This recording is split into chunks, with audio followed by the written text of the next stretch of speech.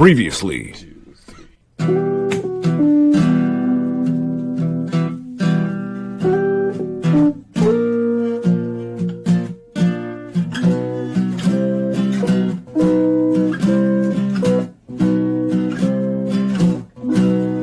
X-Rated, the X-Men animated review show. What? No. Was that today? Hello, it's today, and you are here at X-Rated, the X-Men animated review show. This is so lame. It's a little bit lame, but it's kind of cool too, enlightening at times, perhaps even. Yeah. I am your host. Well, as far as I can determine, you've fully recovered from your recent experiences.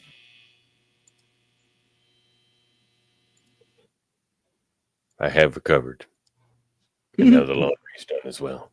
So that's also good. You're just so solemn. It's like the Tennyson from Beast. You're just like, yes, and the laundry. Do you remember those commercials on the radio? It's a very centralized thing to our area. But those it feels like Christmas commercials used to be on the radio, where it's like it feels like Christmas. He always tells some kind of Christmas story. With Gip Forrester, I think was the guy's name, but he's always like, and then she went to the tree, and the present she wanted was there. And then it's like it's like a chorus of people like it feels like Christmas, and he's like, I'm Gip Forrester. He just told these like heartwarming Christmas tales like on the radio, and he reminded me of him very much. So I think it was Gip Forrester, which is such a radio name. It is, isn't it? I'm gonna look him up. See made up person. Anyway, I am your host, X-Skelly3, and that is the voice and laughter and wisdom of my co-host. I succeeded in creating the ultimate weapon. My ultimate weapon. He's always dressed to kill, and he'll use it on you. Yes, my purple V-neck T-shirt is ready to kill. Yeah, that's true. That's true. Cannon Bondre's here. Gip Forrester is the founder of the Mustard Seed Church and Food Bank in Victoria, British Columbia. Well-known radio host. Mustard Seed Food Bank, really, very good. He's known for his deep voice and storytelling ability, hosting shows like It Feels Like Christmas for over 30 years. He died at 76 in the year. He died at the age of 76 in 2013. Well, R.I.P. Gip Forrester. He made it look like Santa Claus too. Jesus. All right. It's me, Andre. It's Halloween season. We're talking about too much Christmas in October. That is true. That is true. But it's been a very. Oh, hey there, hey Lebowski. Yeah, I've been very busy, and I kind of ran home and frantically I had to because we started a little late, which is my fault, and then Devin pushed it to 10. I was away last week in Toronto, and then because of that, my schedule's all off, so I didn't even make my food for the week, and I didn't get groceries, and then I had to do an extra trivia tonight because someone hired me to do one for part of a party, and then I ran to do that, so I just had to go throw my shit in the Instant Pot and press start. So I haven't had much time to pay attention to him, and he's just surfing like a shark and rubbing with me. But he loves me, but sometimes we won't be long. We're going to be long. We're getting deep into the weeds on this one. I'm going to go through a deep history of the letter X and the number 23. It's each one about a 45-minute presentation. So you're going to talk about Twitter? That might come up. So it's the history of letter X, of course. We're going to talk about Mr. X. We're going to talk about the abominable Dr. X. Well, that's Dr. Phoebes. There's some kind of movie called something Dr. X, some zombies of Dr. X or something. The comic book X. There's there's some weird comic character called X. I used to have a comic of him. Of course, X-Men.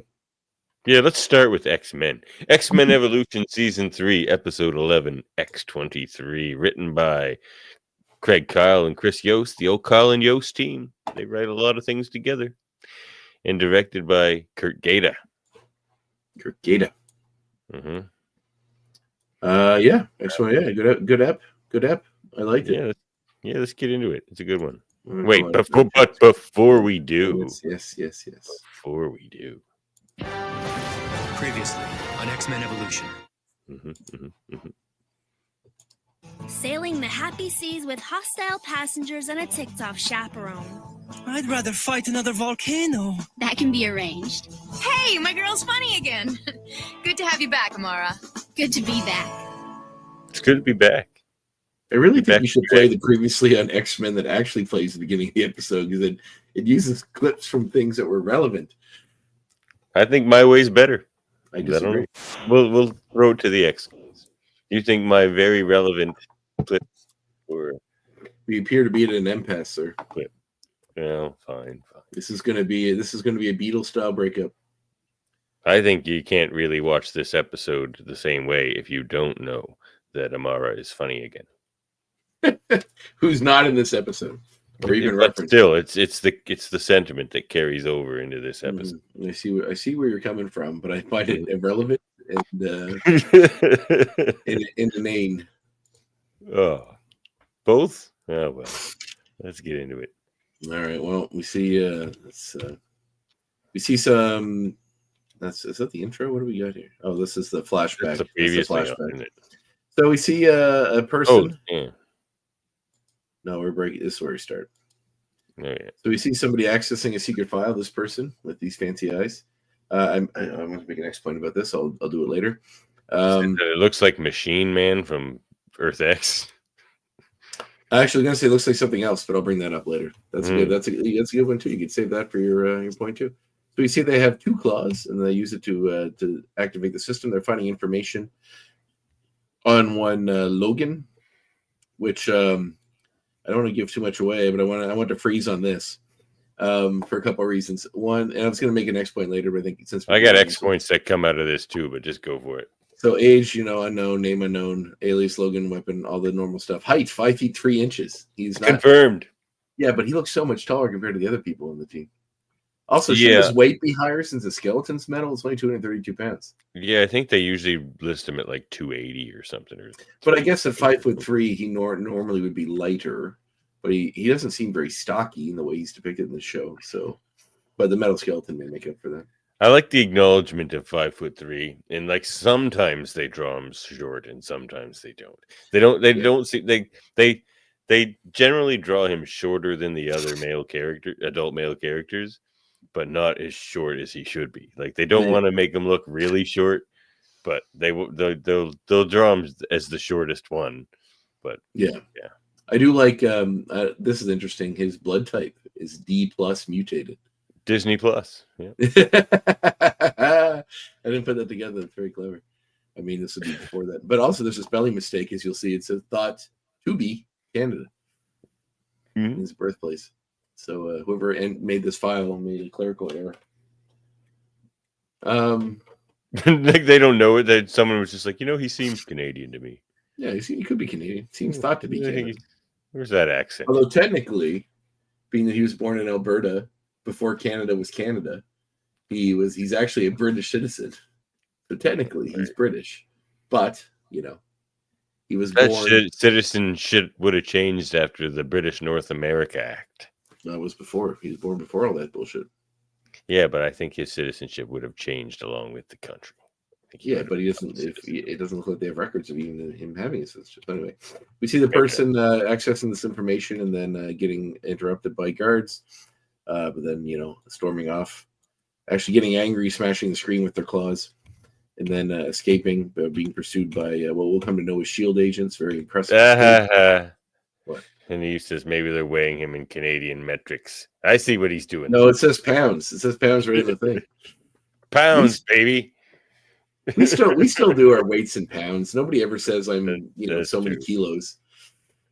No, some people do, and it throws me off for a second. I got to do the math. There are parts of the metric system we still eschew.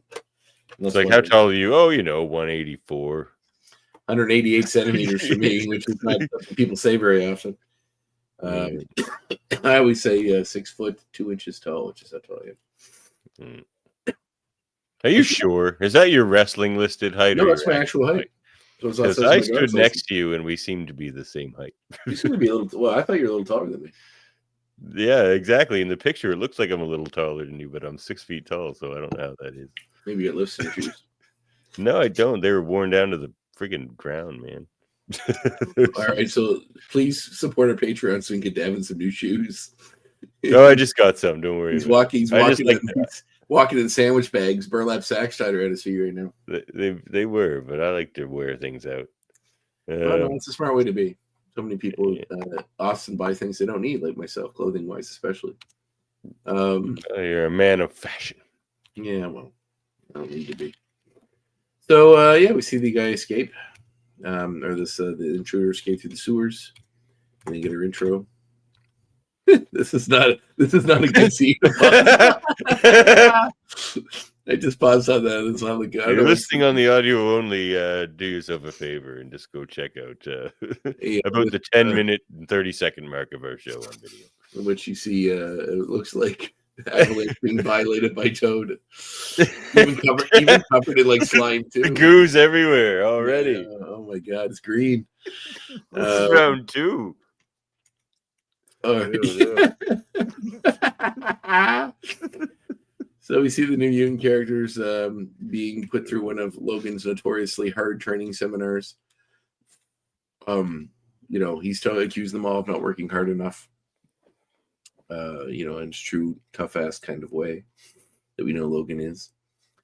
So the pupils aren't happy about it. Bobby jokes about the exercise. Ray gets trapped in a pit. Bobby goes searching for the others. They soon find Roberto, Jamie, and Sam are trapped too. Proceeds to target, but bumps into Wolverine and gets a brandishing instead as Wolverine threatens them with another run. 2 helicopters land in their mansion. Wolverine tells Beast to take over, to which everyone is relieved because he's a lot kinder to them when it comes to these training exercises than Wolverine is. I'm starting to get a cold, I think. So that's probably part of why I'm so tired and whatever today. So, meanwhile, Xavier's talking to Rogue, who's still in the infirmary after her issue. Tells her that as far as he can tell, she's totally back to normal.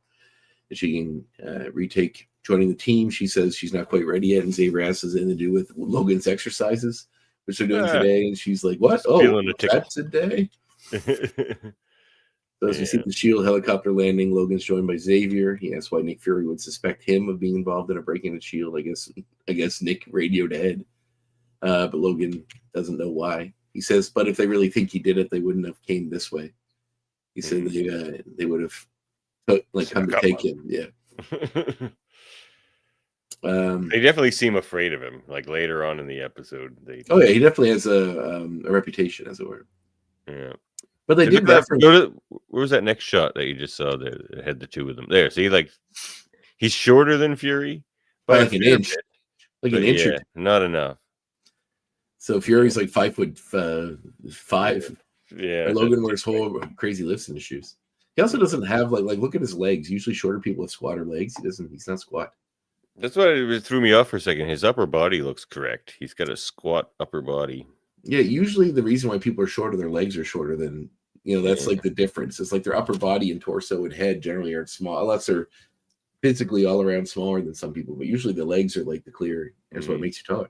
That's why people go to Thailand and get that thing where they break your legs and make you 6 inches taller. What? Yeah, they can do that. 5 to 6 inches taller. They break your legs and then reset them in a way that they make you taller.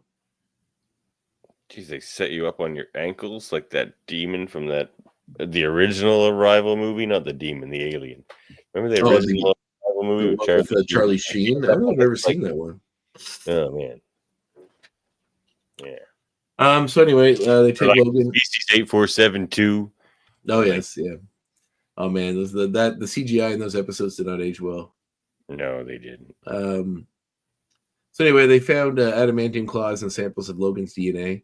Logan doesn't understand why this could happen. He doesn't know gap in his memory or anything.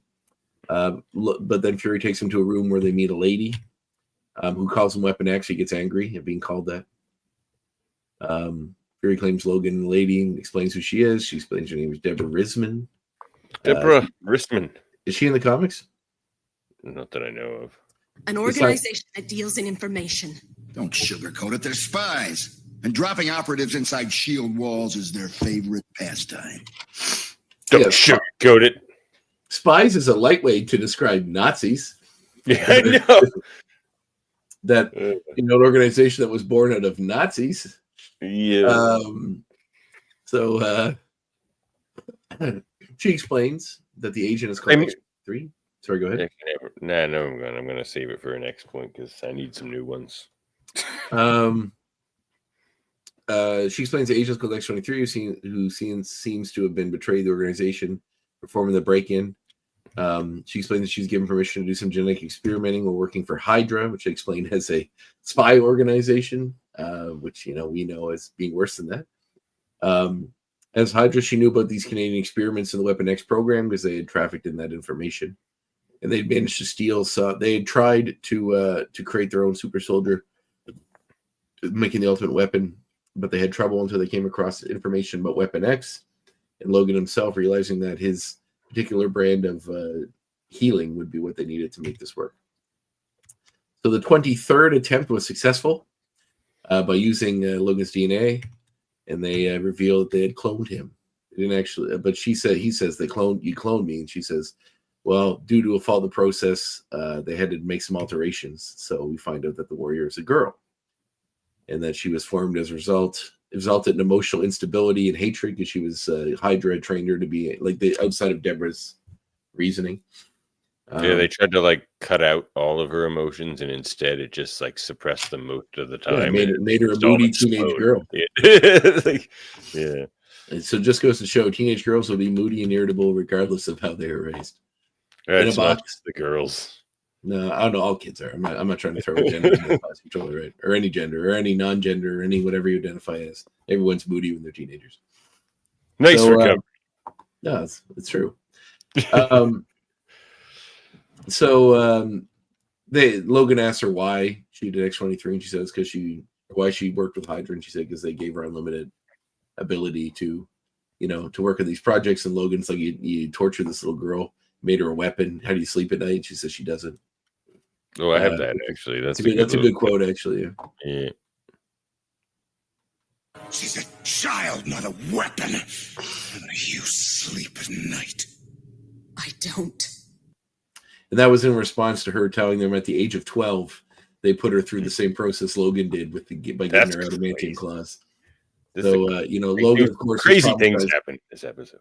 Logan, of course, is traumatized by that event, and I believe lost his memory during it. But knowing that 12-year-old girl went through it was obviously made him upset. At the same time, this is all going on. We see she's spying on the X-Men back at the X-Mansion and seeing them all having fun and training and get along with each other. As Beast walks in and she manages to stand notice, she looks like she's going to do something to them, but then backs off because Beast is around. So she explains, Deborah explains what happened with X-23 and how that's her spying on the X-Men there, and how they put her through the process, but she went to S.H.I.E.L.D. to try to fix her mistake, which is why she's here. So we see X-23 continue to spy on the kids, watch them all have fun, seeing that they're enjoying their life and having a childhood she was denied. She's haunted by memories of her past, being tortured and experimented on and not given a chance to be a child. It all made me super sad. Yeah, it was good. It was actually a pretty solid episode setting up this character, because I don't know much about X-23. I never read any of the comics that she was like. I saw her show up in other comics, but I can talk about it in the expo. Sure, go for it. So, yeah, we see all the stuff about her stuff, blah, blah, blah. She's still spying on everybody. Everybody's having fun. We see Xavier sees someone at a table crying, doesn't know who it is, goes to talk to her, and then is zapped with a device on his head, which incapacitates him. So as they're little devices she has there, little brain scramblers. Right, yeah. So back at the base, they realize that the file she took was on Logan. And then Logan realizes that X-23's next targets are probably the X-Mansion, so he wants to go back. Fury says, she says Logan has to be the one. Deborah says Logan has to be the one to go after her because none of her Fury soldiers would stand a chance. At least so he gives Logan an hour. So you need to be able to survive a few stab wounds to go deal with. That's right. So as they're going through her stuff, as she's going through everybody's stuff, she's surprised by Sam. She then inhibits him or uses the inhibitor on him as well, knock him out. And then basically we see her essentially well, they realize something's going on, Scott, and then we run around trying to find her. An organization that deals in information. Don't sugarcoat it. They're spies. Whoops. And dropping operatives inside shield walls. Get this. Those things are wired to explode. I was wrong. Amara was in this episode. She was one of the people that got zapped. Yeah, it's crazy that they're wired to explode. So you see Bobby finds Kurt, Kitty, and Gene are all knocked out. And he gets knocked out too. Meanwhile, Scott and Ray find the professor and discover, like Amara, he's also knocked out. They study the inhibitor that's keeping Xavier unconscious. They hear someone in the door. Prepare for an ambush, but they find it's just Rogue. She freaks out, demands explanation. Scott explains that she's been infiltrated and started the X-Men have been incapacitated. Ray tries to use his powers to shut out the inhibitor, but Logan arrives just in time to stop him from doing it, saying they'll explode if they're overloaded. Which is crazy. We could have had exploding heads in this episode. Scanners. Of children. Man, what a dark way to end the series. Explodes. Would have been like when Xavier died in their alternate universe. Xavier died in Doctor Strange, Multiverse of Madness. Just all their heads explode. Xavier, well, his head didn't explode, but he had like blood come out of his nose. His brain got fucked up. So Scott demands explanation. Logan promises to give one later. Says they all got to work together to get out of here. So they find Storm, Roberto, Jamie, and Beast have all been incapacitated as well. Your precious Storm, ineffectual. She even snuck up on Storm. Ineffectual once again.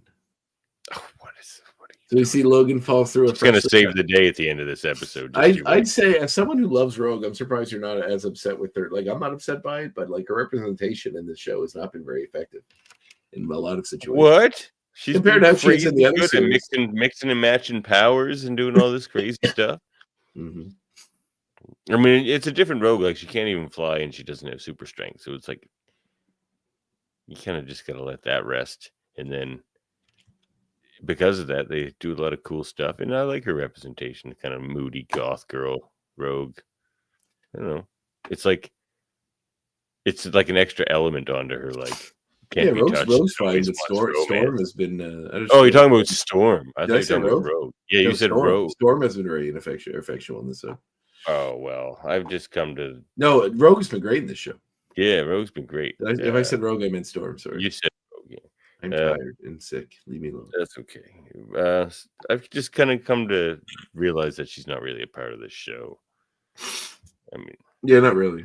Even as far as the teachers go. Well, she hasn't really had a centric episode, and even the one that sort of was centric was more about Evan than her.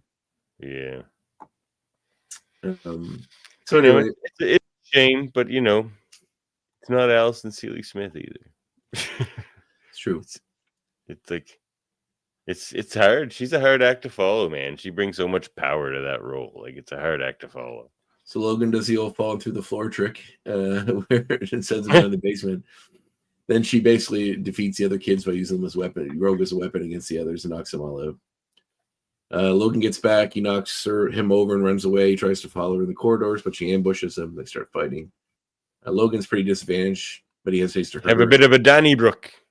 Nice. As he's outmaneuvered by her as well, they're fighting. Logan tries to calm her by saying he understands her. He's gone through things a child shouldn't go through. She responds to saying she's on a child tax him again. Everything I am is because of you. Mm-hmm.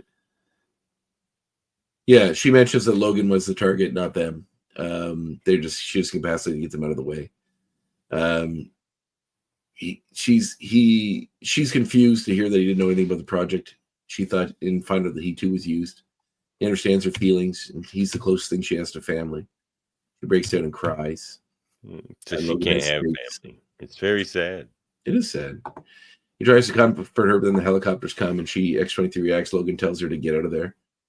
And he holds off Fury and tells Fury to let it go. Fury said he can't. He says he will. And then he says that will. So I can't just let this go. He goes, no, you will. They all just leave. He's just like, all right, work it up, boys. Wolverine says we're done here. You think perhaps by telling Fury like Xavier will look after her, or join the team or something, but I guess he can't speak for her at this point. I'm sure she's in more episodes, so I'm sure we'll get to that later. One more, I think. We'll look at that in a second. So different voice actors in the next appearance. That's a good picture there. I like that one. Yeah, it looks a little shorter there.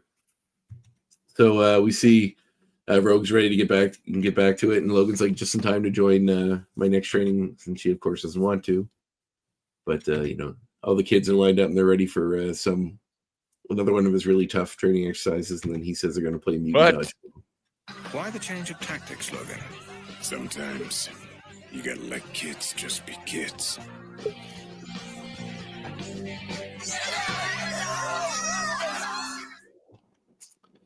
Bobby's like, I'm awesome at mutant dodgeball, and he's just like, anyone who hits Bobby gets like extra points. I'll save, I guess, the next point for what I have to say about the ending of this. But yeah, all right, good app. Yeah, very good. Let's decide how good. Let's make a call. How shall we proceed, sir? By making a call.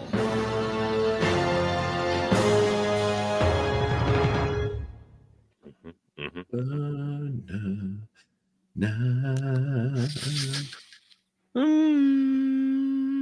going to give this one a 10.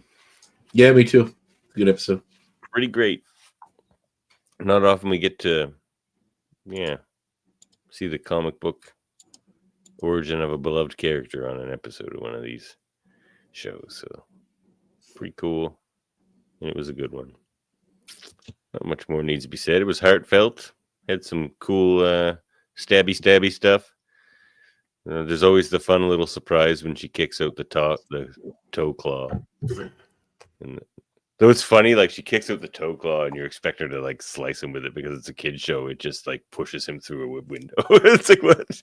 But anyway, that was pretty funny. Yeah, I like that they included that too, because you always kind of forget that's part of her deal. It's cool. It always surprises people. Where are we at? Both ends, eh? That's awesome. There's no point.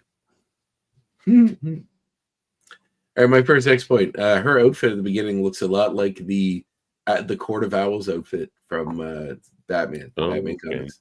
The Court of Owls have a very similar looking costume. Even the eyes and the thing that looks like an owl. This is way before that was part of a Batman comics, obviously. It was an inspiration, but maybe a Greg Capullo liked X-Men Evolution and based them off of that. I highly doubt it. I think it's a coincidence, but still, that's cool. Yeah, I think it was. Yeah, like I say, it kind of looked like I forget what they call him. They call him X something. His name's like X12 or something. X13, I think it is. Machine Man and Earth X. But is it still Aaron Stack? Yeah, it's still Aaron Stack. Yeah. He's the narrator of that story. The original Earth X? It's been a long time since I read it. Yeah, the original. They took a lot of strange right and left turns in that series. But it's still fun. It's still fun. All right. Well, my first X point is I like the perfume thing. Like she in X-23 sneaks through the mansion. She like doesn't recognize any of these things because she's just a lab experiment. So she like sniffs the perfume, and because of her like super smell, it's like, oh,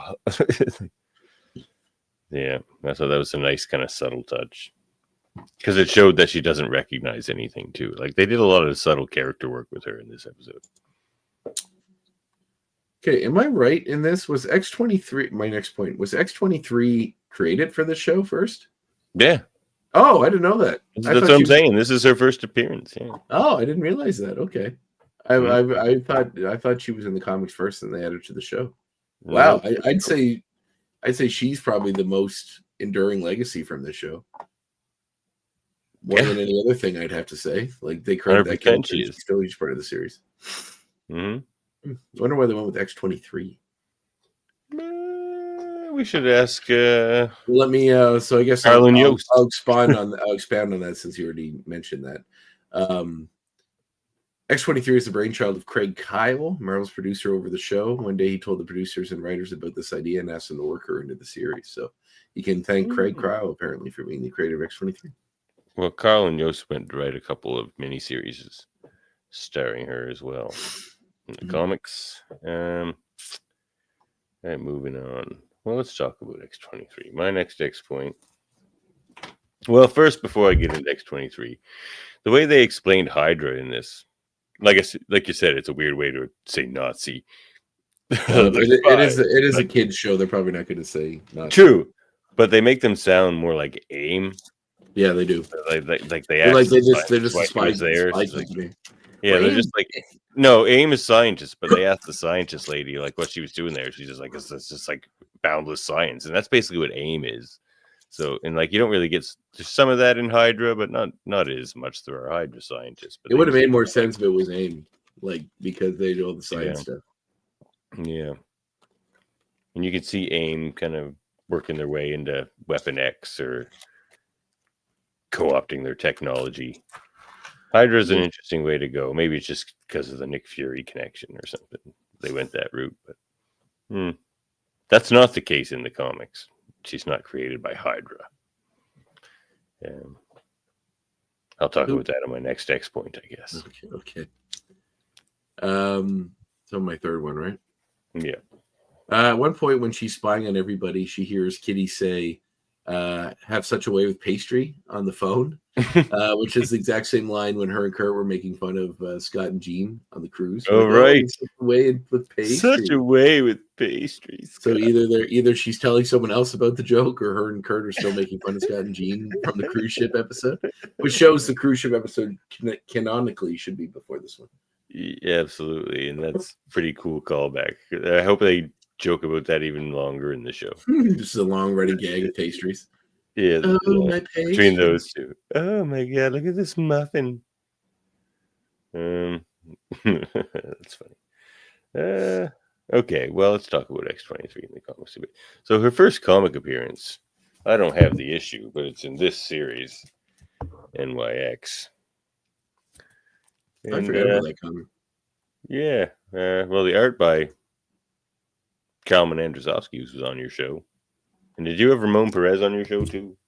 Yes, I did. Yeah, well, start by them. So, yeah, NYX, she debuts in that. And then she gets her own mini-series. But so origin. We're talking about her origin. It's in this comic, but they don't really talk about that in here. She's created by just a place called The Facility. And it's not like Hydra or anything. Just like this is a great name for a shadowy organization.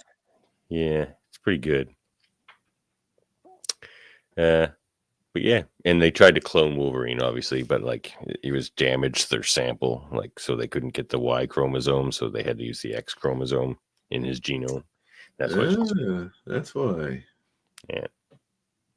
There you have it. Mm-hmm. All right. I like the dialogue in this episode a lot. There's a lot of really good writing and dialogue in this episode. Good comparison there, Hanif. She's the Harley Quinn. She is. Yeah, she is forever. Although I think Harley Quinn's probably a more popular character in the global sense than X-23 is. I wouldn't say. How many live both in movies now? Have we seen? One. Yeah. She plays it so well. Yes, that's right. Does she call the same thing? Is her name in the X Logan the same? What's her actual name? Laura.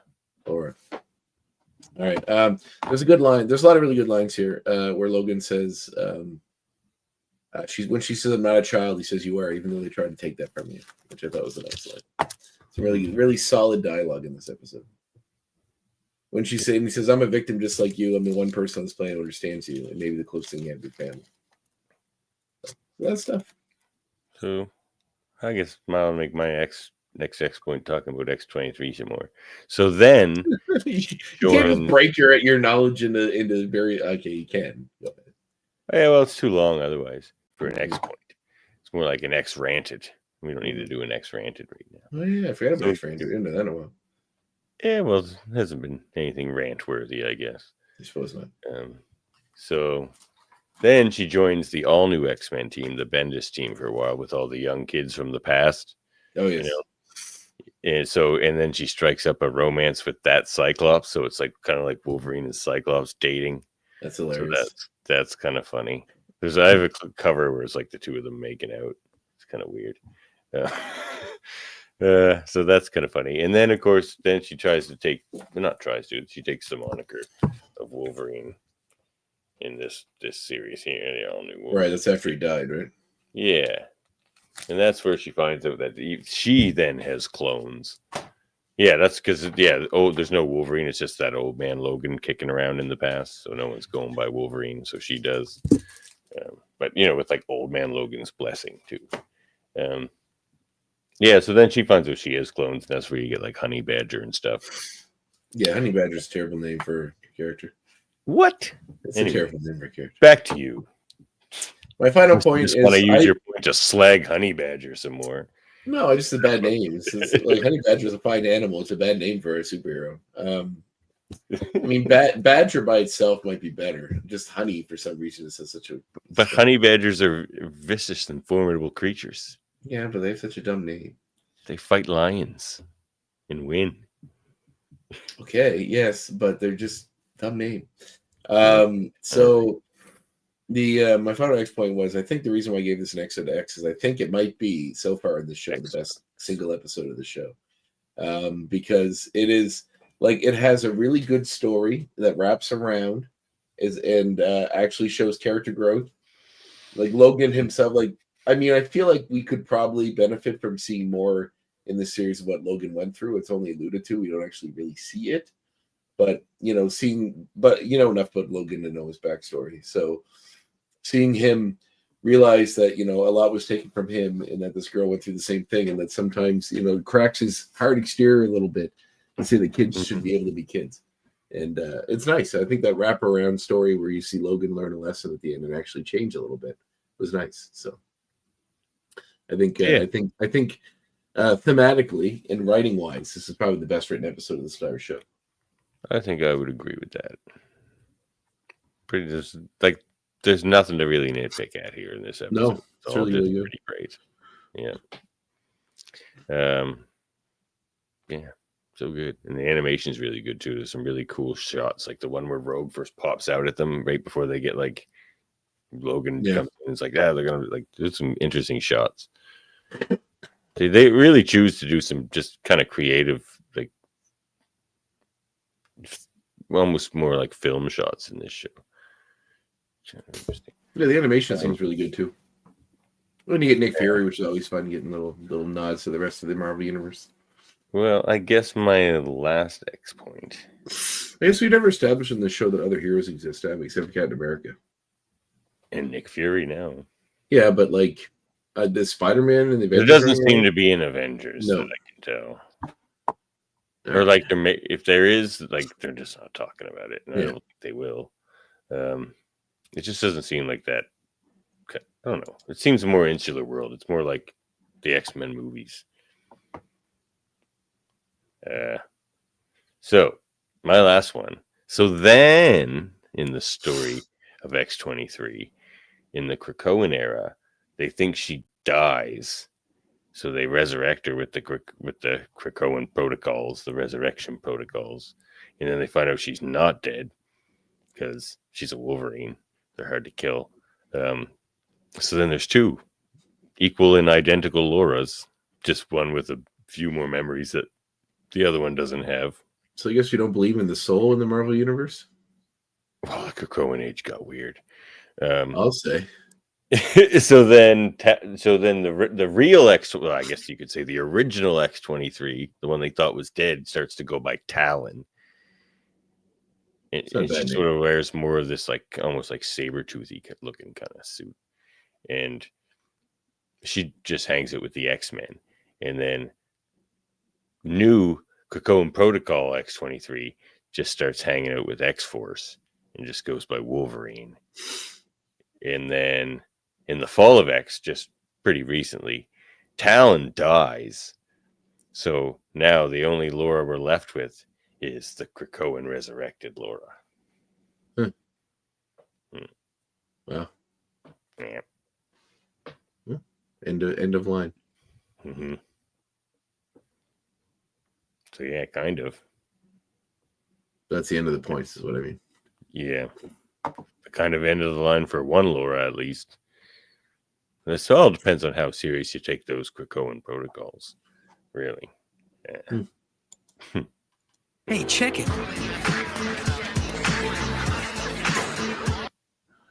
All right. Well, what am I gonna say?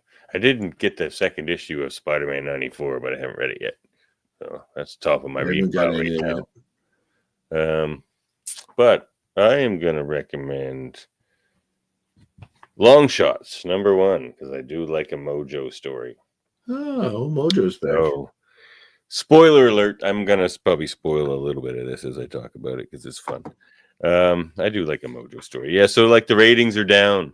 The ratings are down in the Mojo verse. Like streaming's like destroying everything, and there's only like a couple of channels left, and one of them's like Mojo's channel, and like he's like consulting the lawyers, but all his lawyers are pigs. Like, look at this, and he keeps murdering them. Oh, that's funny. And then when he needs another lawyer, like another pig lawyer comes in and just starts like on the phone for him, and then like it'll do the business, and then he'll just kill that one too. See, like then he just kills this one too after he gets the deal for him. Like Jesus he just Christ. keeps killing his pig lawyers, and the pig lawyers don't speak; they just go oink oink oink oink oink, and it's like it's weird.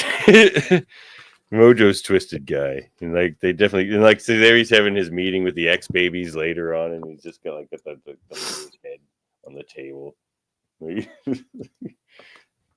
That's funny. It's pretty really funny. The stuff the X babies say is funny. They're always funny.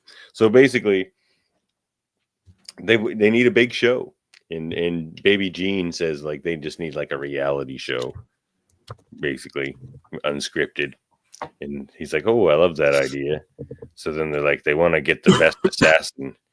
And because it's this new future, it's like 10 years in the future. It's the age of revelation where like Cypher, I guess, has taken over everything. This is the only title from it I've gotten so far because it's written by Jonathan Hickman and Jerry Duggan. Oh, wow. Yeah. Quite a team. Yeah. And yeah. So there's a lot of titles in the age of revelation. So I don't know how much I'm going to tackle. X-Goon Ryan was telling me there's like Amazing X-Men and like one of the other titles are kind of the main titles. Just the, I guess the Age of Revelation proper title. They're kind of the two main ones in the story. Art by Alan Robinson. But, so they want a big show. And so they want to get the best assassin or bounty hunter left in the world, and it's Carnage. So they go to contact Carnage, and right as they contact him, he had just been killed by Hellcat. So now she's the best bounty hunter. So they just hire her. Carnage, the Carnage, like symbiote Carnage. Yeah, who kills him? Isn't that Eddie Brock? Hellcat does. No, this is definitely not that Carnage. This is definitely Hick Cassidy. He's Cassidy. Or... Yeah. What? Oh, wow. Okay. Cool. See, because what's he say? A smart fella would have seen this coming. I reckon generations of inbreeding finally caught up with me. Oh, shit, but I didn't notice that. So then she sets him down, and you actually see his head reform to its symbiote, and it starts to slink away a little bit. I didn't notice that. So maybe she didn't kill Carnage after all. But they just hire Hellcat instead. So anyway, they just like put a team together essentially to be this cool bounty hunter team on this reality show, and it's Hellcat, Bishop, Craven, Rhino, and Wonder Man. Yep. And they're called the Long Shots, and like Long Shots in the audience, and he's just like, can they like use that name? Because they wanted to hire Long Shot first. I guess what the lawyer said. They're like, you need Long Shot. He's like your best star, biggest star ever. And he's just like, couldn't cut a deal. Like, he's like, talk to my agent, and it's Spiral. And Spiral's just like, well, here's what we need. And they're all like, nah. I don't know. It's pretty funny. It's a good book. I'm going to keep reading Long Shots for sure. So Long Shots #1. I spoiled most of it, I think. But you know what? X-Baby's coming in issue 2. Can't wait. Fun. I love the X. All right, I didn't have time to go grab mine, so I'm just going to bring it up here to stage. So Plush is what I'm going to suggest. It's a horror comic done by Doug Wagner, who I had in the show before. It's his newest book, and I believe when I had him on the show, we were talking about it. So it. I like the art. Yeah, he has a series with Hilliard as well. Plastic and Vinyl are the other ones, so it's kind of like a loose trilogy, which is kind of neat. But hold on, I have it right up here. So Plush. I picked this up when I was in Toronto at The Beguiling, which is Toronto's best comic store, in my opinion. I know people like Silver Snail, but I've been there and it's not very, it's very small. I don't have a lot. So The Beguiling is the one that I would say is my favorite. So after finding out his fiance is cheating on him, Devin Fulcher tries to take his mind off things by heading with his friend Levi to a local furry convention. Any chance of relaxation there is ruined when he discovers a gang of suited attendees in a back alley cannibalizing a fellow Fury. Across the course of the night, he ends up on the run with these furries from a gang of dirty cops after him. He comes to find a strange sense of kinship with them along the way. So, it's an interesting book. It's Halloween, so read something horror themed. This is definitely it. And Doug Wagner's got a wild imagination. It's also a fun reminder to listen to that episode that I did with him. It was a blast. Check that out. All right. So get to movies because my next one is. I'll just take this down and then bring it back up. It's time for movies. All right. All right. So I picked this up when I was in Toronto as well. In this movie.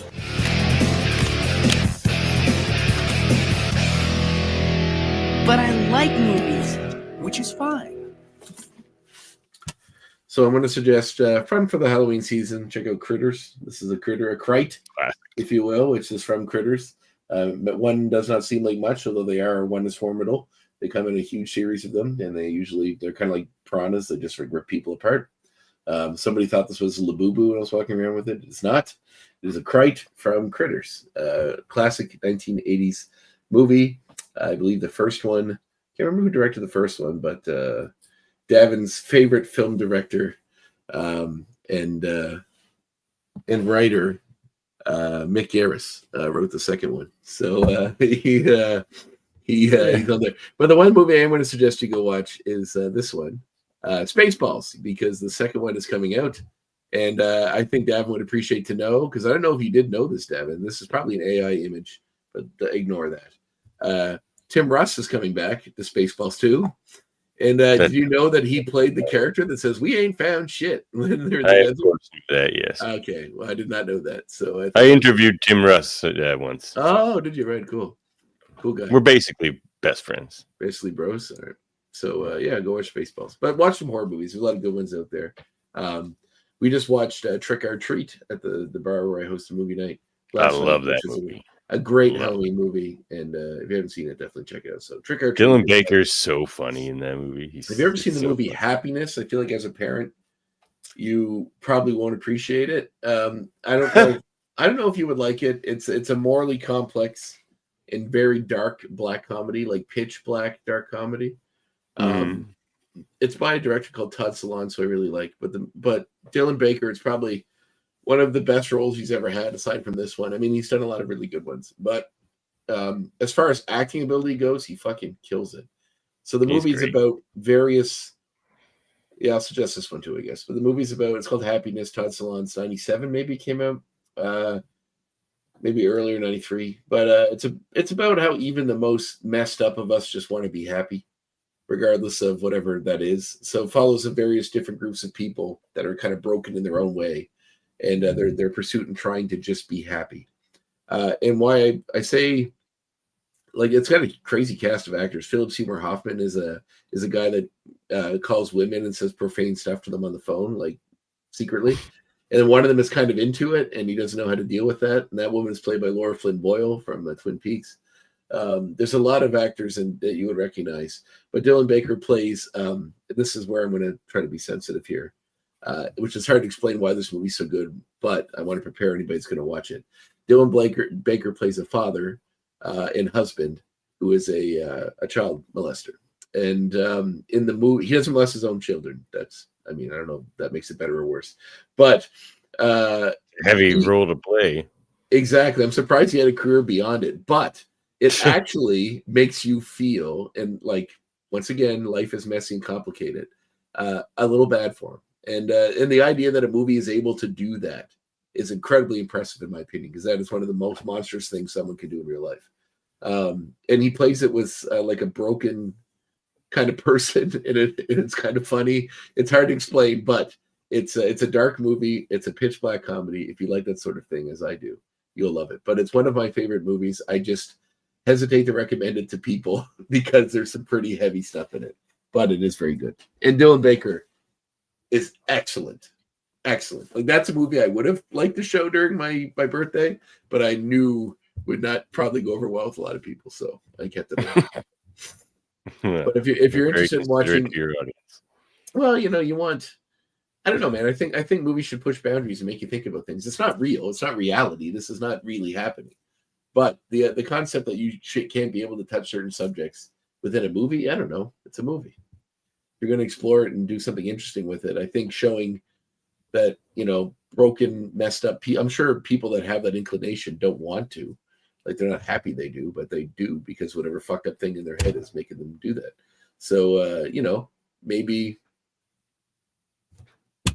we should all just sort of, I'm not saying we should forgive that. No, not at all. But I'm just saying, like, perhaps, there's as far as the human thing goes, we're all just trying to be happy in this life. And what does that mean? And what does it take? So it's a really, really good movie. I'd highly suggest it.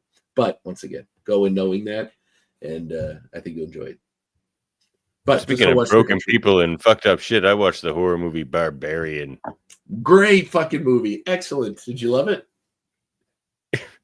Yeah, I actually did like it. Yeah. It's really good. I watched it with my wife a little while ago. She hadn't seen it, and I was like, I just keep picturing that hand with the bottle, like, oh, yeah.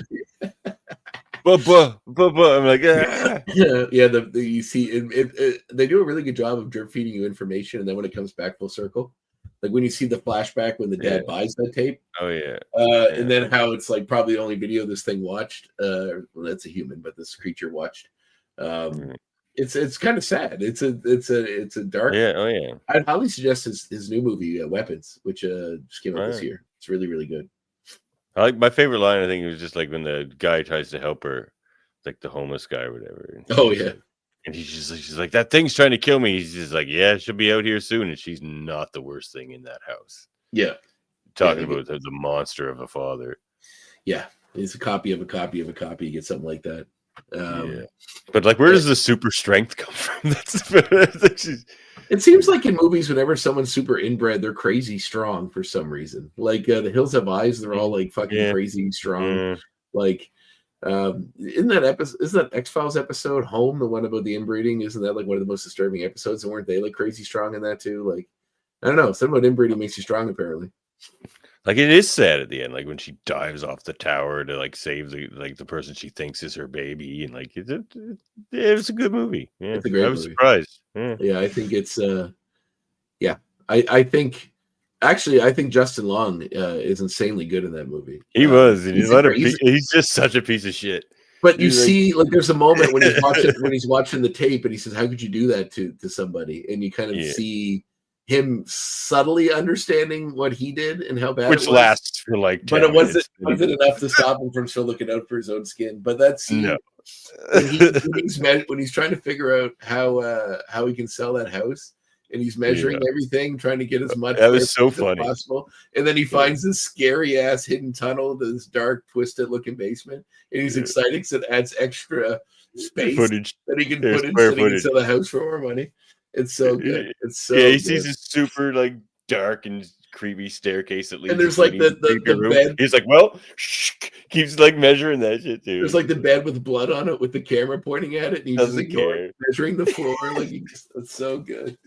So good. Such a good movie. I think it's a masterclass in horror filmmaking. Because he's like a director that gets fired because he's like sexually assaulting people. Actor. Yeah.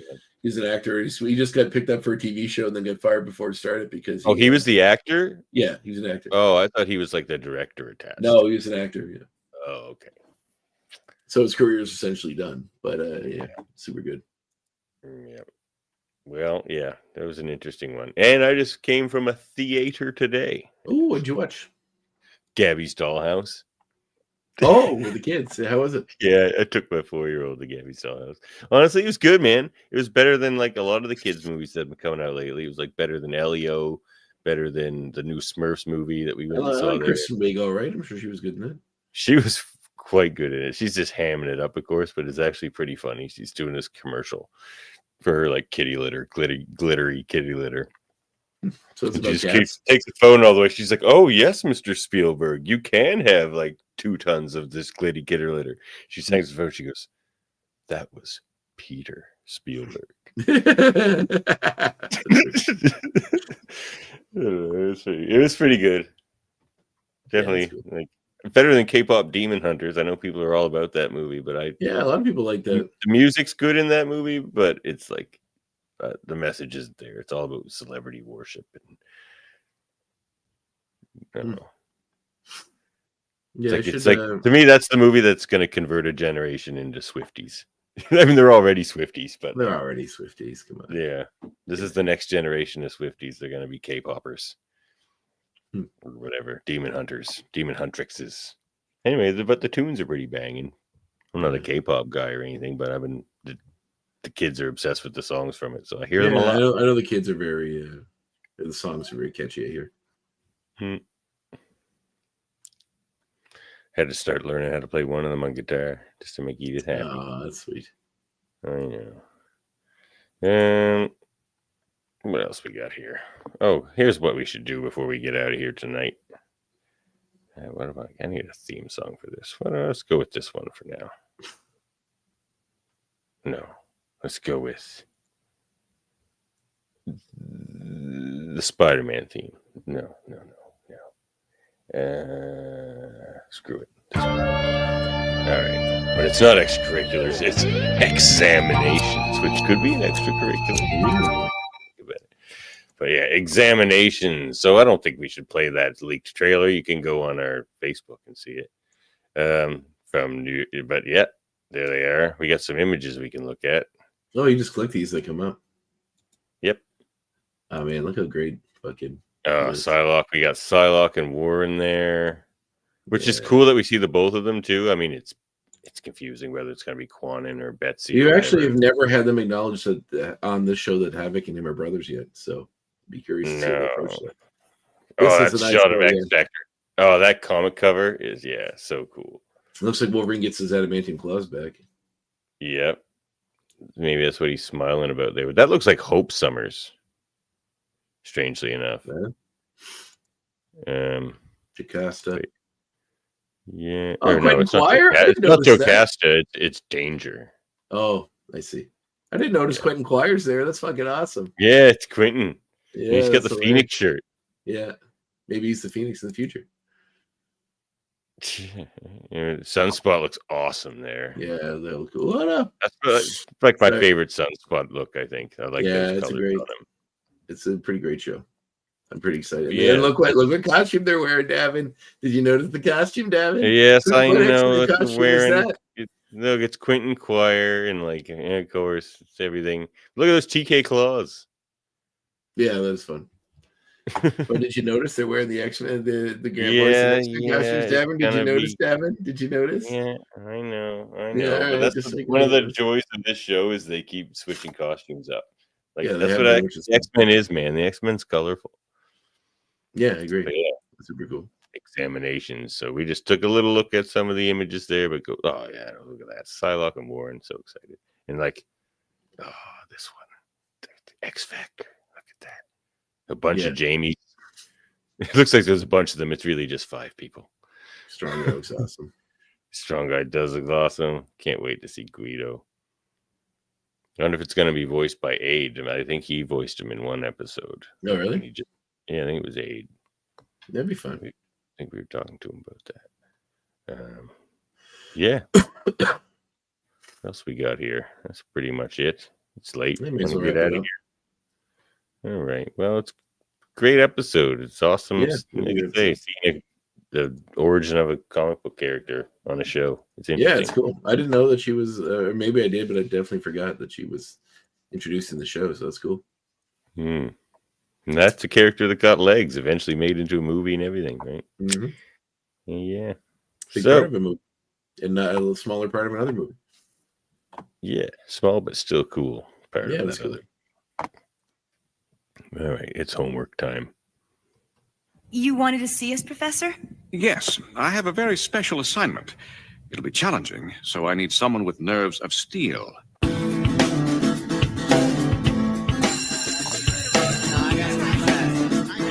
My nerves are adamantium. Wait, you're forgetting your homework. Like it'll be challenging to watch 2 episodes of a TV show. So watch episodes 12 and 13, the final 2 episodes of season 3, Dark Horizon, which we see the in the file that I obtained legally, which is available on Disney Plus. I watched purveyors as well. We have purveyors, legal purveyors. This file actually came together as one file, but we see pretty much everybody come back together, all the regular characters anyway. Mm-hmm. And Senator Kelly, Magneto, Apocalypse, all the good guys and bad guys working together. So yeah, it'll be fun. It's gonna be a crazy season. But and Dark Horizon, yeah. Well, we're getting to the end. It's gonna be a crazy season 4 for sure. And we got to the end. Like this series seemed to go fast. It's really taken off. Yeah, it's been real good. And then what do we got? Wolverine the X-Men 1 season. Yep. Yeah. Quite a few episodes though, like 20 some. Oh, okay. Yeah, I guess that's what we do next. While we wait for X-Men 97 and the next season of what do they call it? Your Friendly Neighborhood Spider-Man. That looks exciting as well. Does look good. I'm excited for that too. And we'll be here in our pre-Halloween episode to talk about Marvel Zombies. Yeah. It'll be fun. And you can follow us on YouTube, Facebook, and Twitch. Contact us at xmenreviewshow@gmail.com. Support us on patreon.com/xmenreviewshow. We get some sweet merch at redbubble.com/people/xmenreviewshow/shop, where you can get a bunch of cool designs. Look at all these things here. Just popping them up quickly. Oh, very cool. No AI. Yeah. Anyway. Yeah. But what's going on over on that side?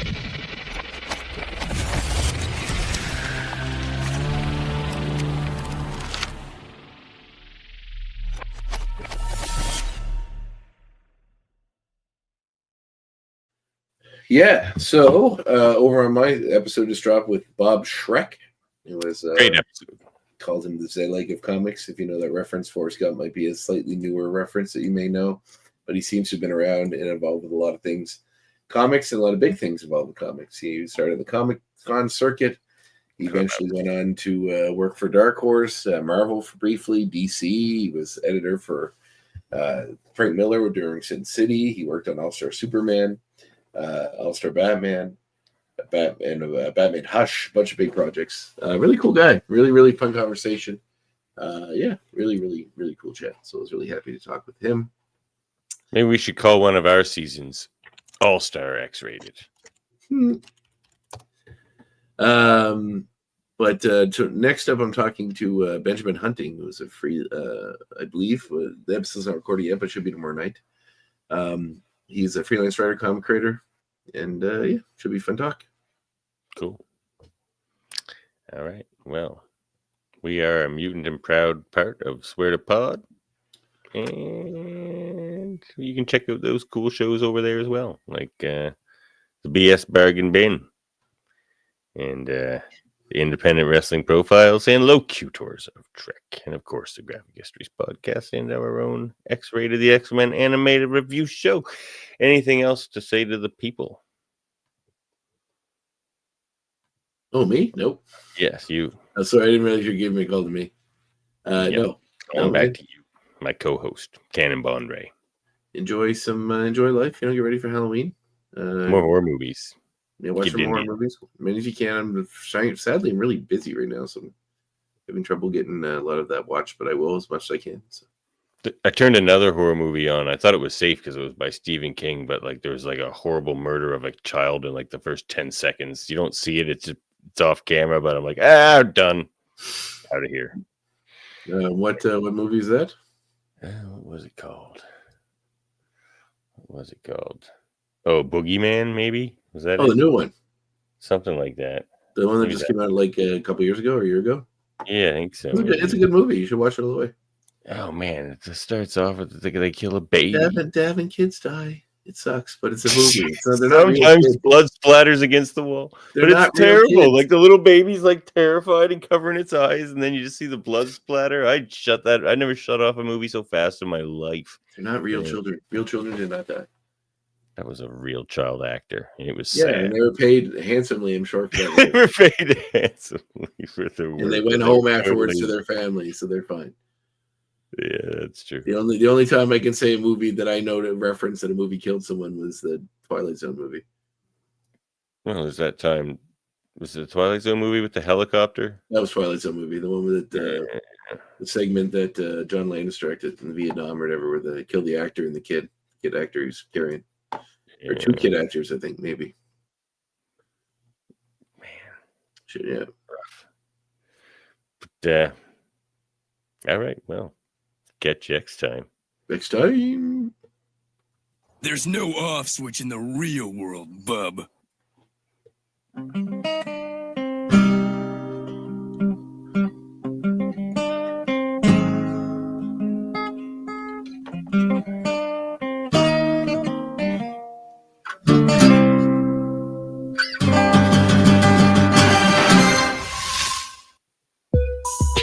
This program is a proud part of the Swear to Pod Network.